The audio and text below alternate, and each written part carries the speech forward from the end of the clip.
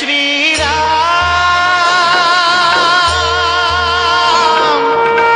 जय श्री राम। वैसे तो रामायण की कहानी बहुत लंबी है, परंतु आज हम आपके सामने इस कहानी का एक संक्षिप्त रूपरेखा प्रस्तुत कर रहे हैं। रामायण श्री राम की एक अद्भुत अमर कहानी है जो हमें विचारधारा, भक्ति, कर्तव्य, रिश्ते, धर्म और कर्म को सही मायने में सिखाता है। श्री राम अयोध्या के राजा दशरथ के ज्येष्ठ पुत्र थे और माता सीता उनकी धर्म पत्नी थी। राम बहुत ही साहसी, बुद्धिमान और आज्ञाकारी और सीता बहुत ही सुंदर, उदार और पुण्यात्मा थी। माता सीता की मुलाकात श्री राम से उनके स्वयंवर में हुई, जो सीता माता के पिता मिथिला के राजा जनक द्वारा संयोजित किया गया था। यह स्वयंवर माता सीता के लिए अच्छे वर की खोज में आयोजित किया गया था। उस आयोजन में कई राज्यों के राजकुमारों और राजाओं को आमंत्रित किया गया था। शर्त यह थी कि जो कोई भी शिव धनुष को उठाकर धनुष के तार को खींच सकेगा, उसी का विवाह सीता से होगा। सभी राजाओं ने कोशिश की, परंतु वे धनुष को हिला भी न सके।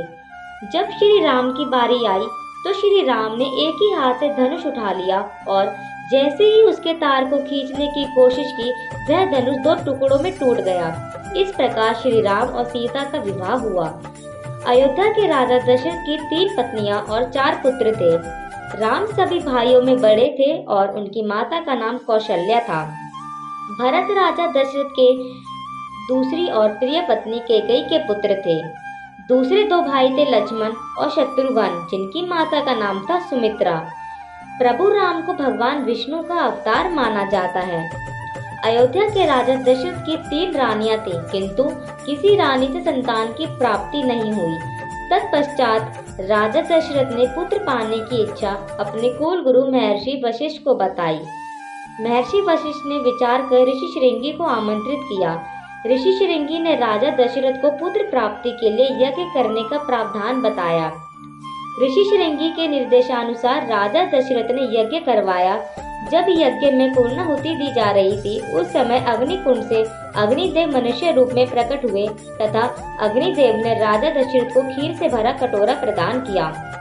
तत्पश्चात ऋषि श्रृंगी ने बताया, हे राजन, अग्निदेव द्वारा प्रदान किए गए खीर को अपनी सभी रानियों को प्रसाद रूप में दीजिएगा। राजा दशरथ ने वह खीर अपनी 3 रानियों कौशल्या, कैकेयी एवं सुमित्रा में बांट दी। प्रसाद ग्रहण करने के पश्चात निश्चित अवधि में अर्थात चैत्र माह में शुक्ल पक्ष की नवमी को राजा दशरथ के घर में माता कौशल्या के गर्भ से राम जी का जन्म हुआ तथा कैकेयी के गर्भ से भरत एवं सुमित्रा के गर्भ से लक्ष्मण तथा शत्रुघ्न का जन्म हुआ। राजा दशरथ के घर में 4 राजकुमार एक साथ समान वातावरण में पलने लगे। राम जन्म की खुशी में उसी समय से राम भक्त रामनवमी पर्व मनाते हैं। तुम्हें ऐसा लगा हर पल है जैसे थम गया, तुमसे परे देखूं मैं क्या, तुमसे परे